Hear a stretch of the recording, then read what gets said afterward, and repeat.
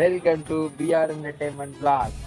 இப்போ நம்ம எங்கள் ஊர் ஃபஸ்ட்டு சீரீஸோட ஃபஸ்ட்டு வீடியோ, அதாவது ஸ்ரீவி சீரீஸ் ஃபஸ்ட்டு வீடியோ மடார் வளாகம். அதோட பெருமைகளையும் அதோட எப்படி கெட்டினாங்க அதெல்லாம் பற்றி சொல்ல போகிறோம். வாங்க நீ பார்ப்போம். அதான் இதே மாதிரி அடுத்த சீரீஸ்ல வந்து அடுத்தடுத்து நிறைய வீடியோலாம் புகழ்பெற்ற கோயில்கள். அது என்னடா ஸ்ரீவில வந்து என்னடா இருக்க போகுது அப்படின்லாம் நீங்க எதிர்பார்க்க நினைச்சிடக்கூடாது. நிறைய இருக்கு ஸ்ரீவிலும். நம்ம ஊர் தமிழ்நாட்டில் நிறைய இடம் இருக்கு. நம்ம தமிழோட பெருமையை பத்தி பேசுறதுக்காண்டி இந்த சீரீஸ், அதாவது ஸ்ரீவி சீரீஸ்ல இருந்து ஆரம்பிக்குது எல்லாம். தமிழ்நாட்டில் முத்திரை அந்த முத்திரை ஏன் வந்துச்சு, எதுக்கு வந்துச்சு, அது முதற்கொண்டு இந்த சீரீஸ்ல சொல்லுவோம். நல்லா இருக்கு. வாங்க போவோம். அப்படியே கோயிலுக்குள்ள வந்து வீடியோ எடுக்க விட மாட்டாங்க. நாம போய் இப்போ சாமி கும்பிட்டு அதுக்கப்புறம் தெப்பத்தில் உட்காந்து பேசுவோம். தெப்பத்தில் உட்காந்து பேசிட்டு அந்த கோயிலோட வரலாறு என்ன, அதோட சிறப்புகள் என்ன அப்படின்ட்டு. கோயிலுக்கு வைத்தியநாத சுவாமி அமைதியார நான் பேசிக்கிறேன். வாங்க அப்படியே கோயிலுக்கு போய் சாமி கும்பிட்டு அதுக்கப்புறம் வந்து வீடியோ எடுப்போம்.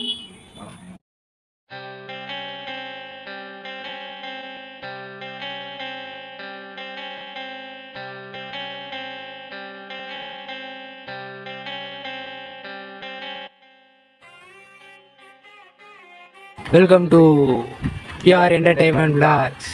அது இப்போ தான் சாமி கும்பிட்டு வந்தோம். உள்ள கேமரா கொண்டு போகக்கூடாது, உள்ள போய் எடுக்கவும் முடியாது.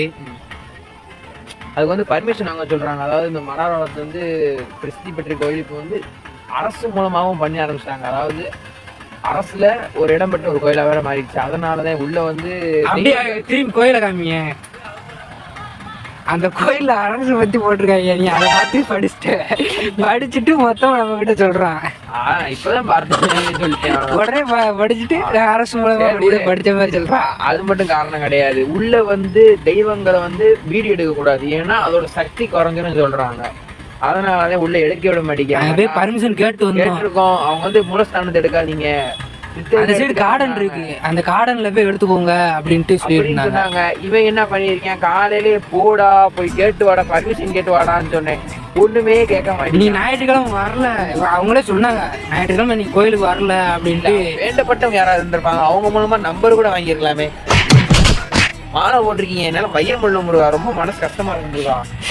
சரி என்னதான் பண்ண போறேன், பர்மிஷன் கேட்டிருந்தா நாங்கெல்லாம் சுத்தி அந்த கார்டன் சூப்பரா இருக்கும். அந்த கோயிலுக்குள்ள வச்சு எடுக்கிறது சூப்பரா இருந்திருக்கும். அதை எடுக்கலாம்னு நினைச்சோம். இல்ல அந்த சாமி சரணம் முடியல. இப்ப இந்த கோயில்ல என்ன சிறப்புன்னு தெரியுமா? இப்ப இந்த கோயிலுக்கு மடார் குளம் ஏன் பேர் வந்துச்சுன்னா, இங்க வந்து 2 பெண்கள் இருந்திருக்காங்க. அதாவது இந்த நாட்டியம் ஆடுறதும் பாட்டு பாடுறவங்க அப்படின்னு சொல்லி 2 பெண்கள் இருந்திருக்காங்க. அவங்க வந்து இந்த சிவனுக்கு வந்து தொண்டு செய்கிறவங்களாம் இருந்திருக்காங்க. தொண்டு செய்வாங்க, அந்த மாதிரி பூஜை செய்வாங்க, அந்த மாதிரி இருந்திருக்காங்க. அந்த மாதிரி இருந்திருக்காங்க. அவங்கள குறிப்பிட்டு இந்த பேர் வச்சிருக்காங்க மடாரம். மடாரம்னா பெண்கள், காகம்னா இடம், மடாரம்னா பெண்கள். எப்படி சொல்ல வரான்னா, பெண்கள் அதாவது இங்க வந்து இந்த இடத்துலதான் அதிகமாக அந்த பரதநாட்டியம் பாடல்கள் பாடுறவங்க அதெல்லாம் நிறைய பேர் இருந்தாங்க. ஸோ இந்த இடத்துக்கு வந்து மடாரம் வச்சாங்க. அதே மாதிரி ஏதாச்சும் திருவிழா நடந்துச்சுன்னா இங்க மடாரம் அந்த இது டான்ஸ் ஆடுறது, பரதநாட்டியம், டான்ஸ் இல்ல பரதநாட்டியம், தமிழ் கலாச்சாரத்துல அந்த பரதநாட்டியம் பாட்டு பாடுறது கச்சேரி அந்த மாதிரி நடக்கும் இந்த இடத்துல. நானே சொல்றேன், சொல்லு. இங்க வைத்தியநாத சுவாமி அப்படின்னு சொன்னோடனே அது என்னன்னு தெரிஞ்சுக்கணும்னு நாங்க கொஞ்ச நேரம் ரிசர்ச் பண்ணி, அதாவது நெட்ல எல்லாத்தையும் தேடி நாங்க இதை பத்தி விசாரிக்கும் போது யூடியூப்லயும் போட்டிருக்காங்க. இதை பத்தி நாங்க யூடியூப்லயும் பாத்துருக்கோம், அதே மாதிரி கூகுள்லயும் பார்த்திருக்கோம், தேடி பார்த்தோம். இதை பத்தி யூடியூப்ல என்ன சொல்லிருக்காங்க, கூகுள் என்ன சொல்லிருக்காங்க. கூகுள்ல சொல்றோம் 1000 வருஷத்துக்கு முன்னாடி அதை கட்டிட்டாங்க. 1000 வருஷம் ஆச்சு இந்த கோயில் அப்படின்னு சொல்லியிருக்காங்க. 16ஆம் நூற்றாண்டுல வந்து திருமலை நாயக்கர் வந்து இங்க வந்திருக்காரு. ஓ, திருமலை நாயக்கர். ஆமா, திருமலை நாயக்கருக்கு வந்து தீராத ஓட்டு வழி பிரச்சனை இருந்திருக்கு அப்படின்ட்டு சொல்றாங்க. அப்ப என்ன நடக்குதுன்னா, இந்த கோயிலை பத்தி விசாரிச்சிருக்காரு, இங்க வந்திருக்காரு. இதுக்கு ஏன் வைத்தியநாத பேர் வந்துச்சு நான் இன்னொன்னு சொல்றேன். இங்க வந்து 48 நாள் விரதம் இருந்து இங்க வந்து சாமி கும்பிட்டுருக்காரு. அதாவது இவர மாதிரி விரதம் இருக்கக்கூடாது. அவர் வந்து கடுமையா விரதம் இருந்தார். இவரு பொடிச்சாமி, அதாவது ஆசாமி மாதிரியும் பொடிச்சாமி இருந்தாலும் சாமின்னு கூப்பிடணும். அந்த மாதிரி விரதம் இருந்திருக்காரு. அவர் விரதம் இருந்ததால தீராத வயிற்று வலி சரியாச்சுன்னு சொல்றாங்க. அது சரியானதுனால அவருக்கு வந்து இந்த சிவன் பக்தர் இருங்க அது சிவன் பக்தன் வேற. அந்த சரியானது இந்த கோயில் தான் சரியாகுச்சுன்னு அது ஒரு சிவன் பக்தன் எல்லாருக்குமே தெரியும். இந்த கோயில் தான் எனக்கு சரியாகுச்சு அப்படின்னு சொன்னோடனே ஒரு இது சொல்லுவாங்க, அது பேர் கூட நல்லா சொல்லுவாங்க, நன்கொடை சொல்லுவாங்க. நன்கொடை நன்கொடை நன்கொடை செலுத்துவாங்க. நன்கொடை செலுத்துறதுக்கு பதிலாக கோயிலுக்கு திருப்பணி அதாவது திருப்பணிக்காக வசந்த மண்டபமோ கோயிலுக்கு மணியும் கட்டி கொடுத்துருக்காரு. அதாவது மணி மண்டபம் பாங்க, மணி மண்டபமும் இந்த தெப்பத்தையும் கட்டி கொடுத்துட்டு திருமலை நாயக்கர். இந்த தெப்பம் தான் இருந்தது திருமலை நாயக்கர் அவர் கட்டி கொடுத்த தெப்பமும். வைத்தியநாதன் ஏன் பேர் வந்துச்சுன்னா இங்க வந்து ஒரு தம்பதிகள் இருந்தாங்க. ஒரு தம்பதிகள் ஹஸ்பண்ட் அண்ட் ஒய்ஃப். அவங்க வந்து குழந்தை இல்லாதனால சிவனை நோக்கி பிரார்த்தனை செஞ்சிருக்காங்க. கோயிலுக்கு வைத்தியநாத சுவாமி எதுக்கு வைத்தியம் இவன் வந்து சொன்னான், திருமலை நாயக்கர் வந்தார், அது வைத்தியமான வயிற்று வலியே குணமடைச்சிச்சு. வைத்தியநாத சுவாமி அதாவது முதல்ல இருந்து எதுக்கு எப்படி இந்த பேர் வந்துச்சு அதைத்தான் நான் சொல்றேன். இப்ப ஒரு தம்பதிகள், இந்த ஊர்ல தம்பதிகள் ஒருத்தர் வாழ்ந்துருந்தாங்க. அவங்க வந்து சிவன் அடியார்கள்னா சிவன் பிடிச்சிருக்கோம், சிவனே கும்பிடுறவங்க அப்படின்னு நினைக்கிறாங்க. அவங்க வந்து ரொம்ப வருஷமா குழந்தை இல்லை. ஸோ என்ன பண்ணியிருக்காங்க, சிவன்கிட்ட வருஷம் திருவிழாவும் சரி எதுவும் சரி வேண்டுதல் அது இது செஞ்சுருக்காங்க.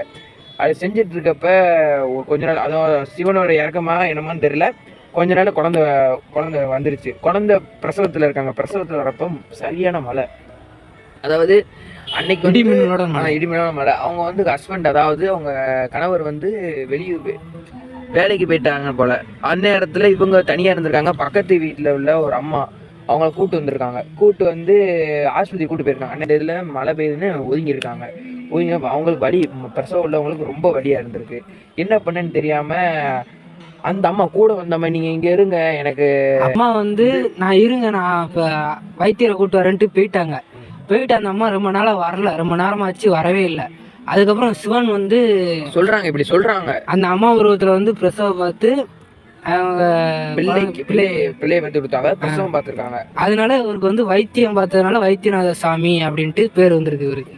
அதனாலதான் கடைசி யாராச்சும் அந்த இடத்துல வைத்தியம் பார்த்திருக்காங்க. அதனாலதான் இந்த கோயிலுக்கு வைத்தியநாத சுவாமின்னு பேர். அதே மாதிரி 24 திருவிழாக்கள், சிவனோட 24 திருவிழாக்கள் இதுவும் ஒண்ணு அப்படின்ட்டு சொல்றாங்க. சிவனோட முக்கியமான அம்சமான கோயிலாவும் இது இருக்கு, வைத்தியம் சரிப்படுத்துற கோயிலாவும் இருக்கு. விருதுநகர் மாவட்டத்துல வந்து சிவன் கோயில் பெரிய கோயில்னா இது ஒண்ணு மட்டும்தான்.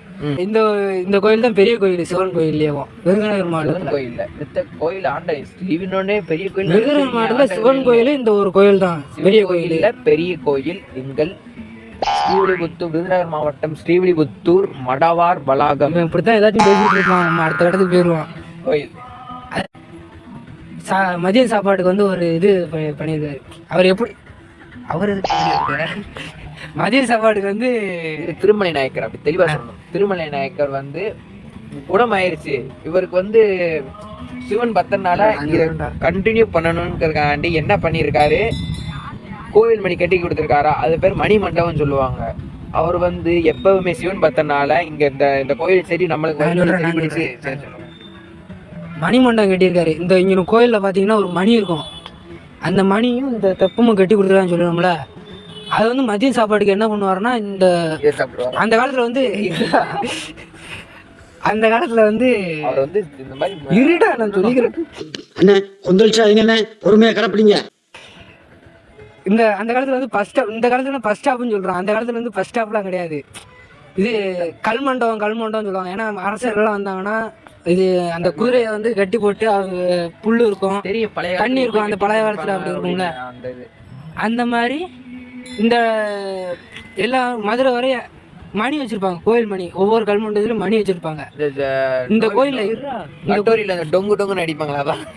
இருடா, இந்த கோயில மதிய பூஜை முடிஞ்ச உடனே மணி அடிப்பாங்களாம். மணி அடிச்சோடனே அது பக்கத்துல இருக்கிற கல்மண்டபத்துக்கு போகுமா. ஏன்னா சத்தம் பக்கத்துல இருக்கிற கல்மண்டபத்துக்கு போகுமா, அந்த சத்தம் கேட்குமா. அப்படியே அந்த மண்டபத்துல இருந்து இன்னொரு மண்டபத்துக்கு மணி அடிப்பாங்களாம். அந்த மண்டபத்துல மணி அடிப்பாங்கன்னா அப்படியே இன்னொரு மண்டபத்துக்கு போகுமா. அங்க இருந்து மணி அடிப்பாங்கன்னா அப்படியே மதுரை வரையே போகுமா. அது மதுரை வரையே போய் திருமலை நாயக்கர் காதல கேட்டதுக்கு அப்புறம் தான் அவர் மதிய உணவே சாப்பிட ஆரம்பிப்பாராம். அப்படி ஒரு பூஜை முடிஞ்சிருச்சு தெரியறதுக்காண்டி. ஏன்னா மதுரைக்குல இருந்து அடிக்கடி இப்ப நம்ம மச்சான் நான் சாப்பிட்டேன்டா மச்சான் அப்படின்ட்டு நம்ம போன் அடிச்சு சொல்லுவோம். அந்த காலத்துல போனு அதெல்லாம் கிடையாது. மணிதான் அடிச்சு இந்த மாதிரி ஸ்கூல் பெல் அடிச்சாங்க, ஸ்கூல் பெல் மாதிரி அவர் இந்த கோயில் அடிச்சாங்கன்னா அந்த மாதிரி போய் சாப்பிட்ற வழக்கம் வச்சிருக்காரு.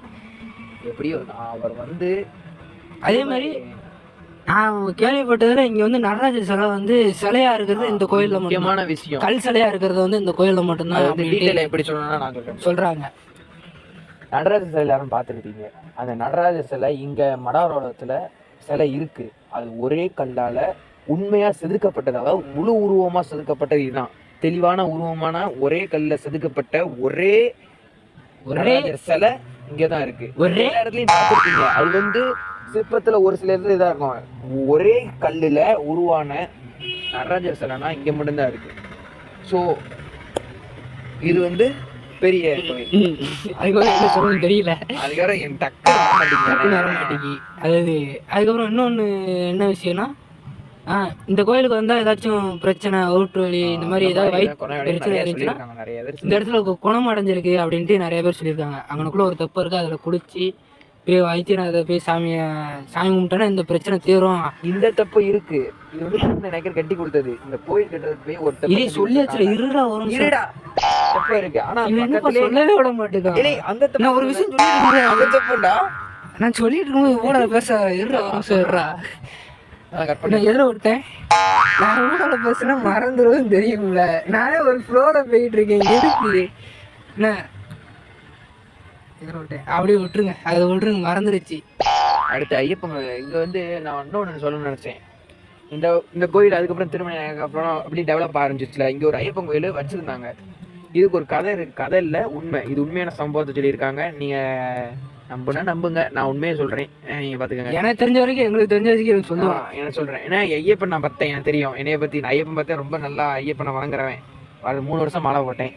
அதெல்லாம் பெரிய கதை, அதெல்லாம் இப்ப சொல்ல வேணாம். இங்க ஒரு ஐயப்பன் கோயில் இருக்கு. இங்க வந்து ஐயப்பன் தமிழ்நாட்டில் உள்ள அத்தனை கோயிலோ இல்லை இந்தியாவிலே தெரியல, எனக்கு தெரிஞ்ச வரைக்கும் தமிழ்நாட்டில் உள்ள அத்தனை ஐயப்பன் கோயில்லையும் என்ன பண்ணுவாங்கன்னா அதோட சிலைய அவங்க உருவாக்க போற சிலையையோ விக்கிரகத்தையோ கொண்டு பம்பையில உள்ள, அதாவது கேரளால உள்ள திருவெங்காடுன்னு என்னமோ சொல்லுவாங்க, அது ஒரு பேர் நல்லா தெரியல. பம்பையில அந்த நதியில முக்கி அங்க ஐயப்பன் கோயில்ல உள்ள அபிஷேகம் பண்ண நெய்யை வாங்கிட்டும் அங்க வச்சு கும்பிட்டுட்டும் தான் இங்க இந்த சிலையை கொண்டு வருவாங்க. அந்த சிலையை கொண்டு வந்திருக்காங்க. அங்க கேரளால போறப்ப மொத்தமா எத்தனை பேர் டிரைவர் சேர்த்து 9 பேர் போயிருக்காங்க. 9 பேர் போயிருக்காங்க. சிலையை தூக்குறது 6 பேர் சேர்ந்து தூக்கணும். 6 பேர்ல ஒருத்தர் கேரளால காணாம போயிட்டாரு. ஆனா திடீர்னு என்னன்னு தெரியல, அங்க இருந்து ஒருத்தர் திருப்பி வந்த மாதிரி அவர் உருவத்துல ஐயப்பன் வந்ததா சொல்றாங்க. எப்படின்னு அந்த கடைசியில உங்களுக்கு புரியும். எப்படின்னா அங்க இருந்து 6 பேர் வந்துட்டாங்க. அவங்க கூட ஐயப்பன் அந்த உருவமா காணாம போன உருவத்துல ஐயப்பன் வந்திருக்காரு. கூட வந்திருக்காரு. அங்க இருந்து வந்து சாமியெல்லாம் கொண்டு வந்து இங்க வைக்கிறதுக்கு முன்னாடி ஊர் ஃபுல்லா, அதாவது மடாவரம் சுத்தி தேர் வச்சு கூட்டு போவாங்க. ஐயப்பனை கூட்டு போவாங்க. ஐயப்பனை கூட்டு போறப்ப சப்பரம் தூக்குறதுக்கு 6 பேர். ஆனா அங்க இருந்து 6 பேர் தான் இங்கேயும் தூக்கணுமா, ஆனா அந்த சப்பரம் தூக்குறப்ப 6 பேர் தூக்கியிருக்காங்க. ஊரெல்லாம் ஐயப்பன கோயில எல்லாருக்கும் தரிசனம் கொடுத்துட்டு அதாவது சிலையை திருப்பி அந்த இடத்துல வைக்கிறப்ப அந்த ஒருத்தர் காணாம போயிட்டாரு. திடீர்னு மாயமாயிட்டாருன்னு சொல்றாங்க. இத்தனைக்கு இங்க எவ்வளவு நேரம் இங்க இருந்தவரு இப்ப காணும்னு சொல்றாங்க. இதெல்லாம் இப்ப ரீசெண்டா நடந்தது. கொஞ்ச நாளைக்கு அந்த ஐயப்பன் கோயில் வர்றதுக்கு முன்னாடி இப்ப ரீசெண்டா வந்ததுனால இந்த கோயிலுக்கு ஐயப்பனுக்கும் பெரிய புண்ணிய ஸ்தலமா நாங்க வழங்குறோம்.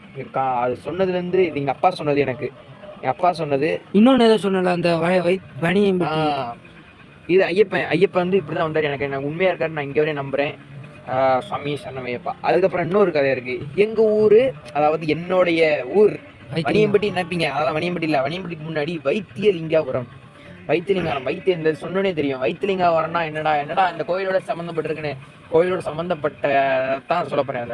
இந்த வைத்தியநாத சுவாமி கோயில் இருக்கிறப்ப திருமணி நாயக்கர் தான் ஆட்சி செஞ்சாரு. மதுரையில இருந்து சுற்றுவட்டார தான் ஆட்சி செஞ்சாருன்னு உங்களுக்கு தெரியும். அந்த ஆட்சி செஞ்சிருக்கிற இடத்துல கோயிலுக்காண்டி தெப்பமும் மணிமண்டபம் மட்டும் கட்டல, இந்த சுத்தி உள்ள ஏக்கரையும் கொடுத்திருக்காரு.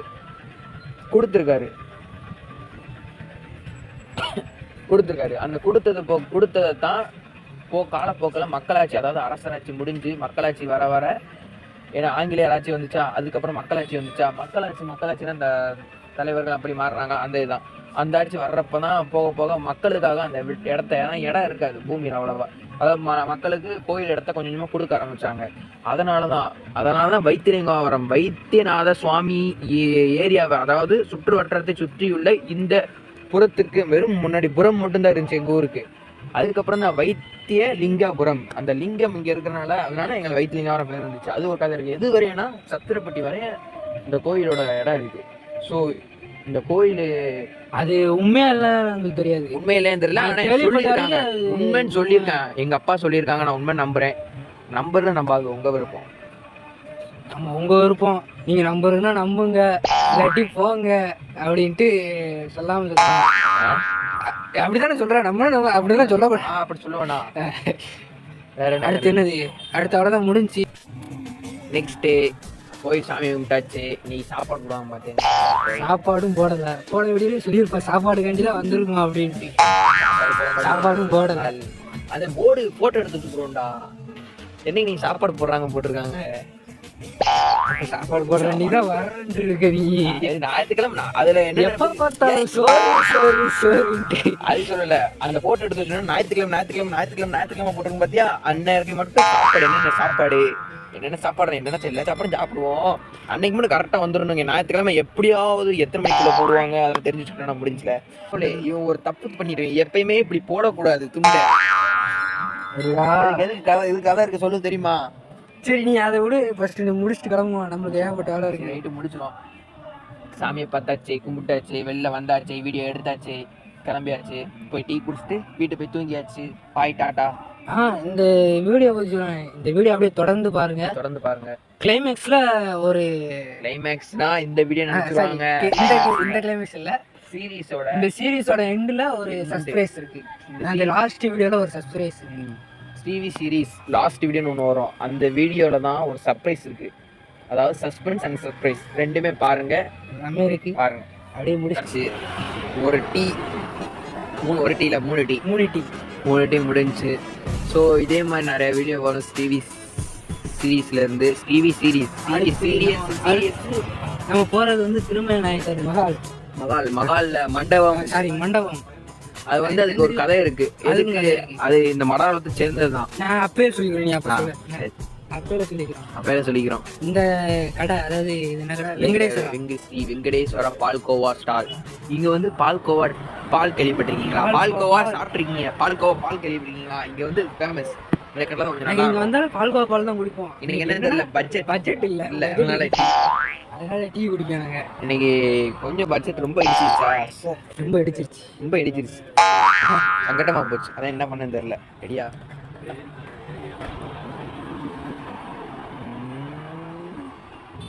முருகா மாலை ஓட்டிருக்கீங்க. அம்முகு டும்முகள் அம்மாள்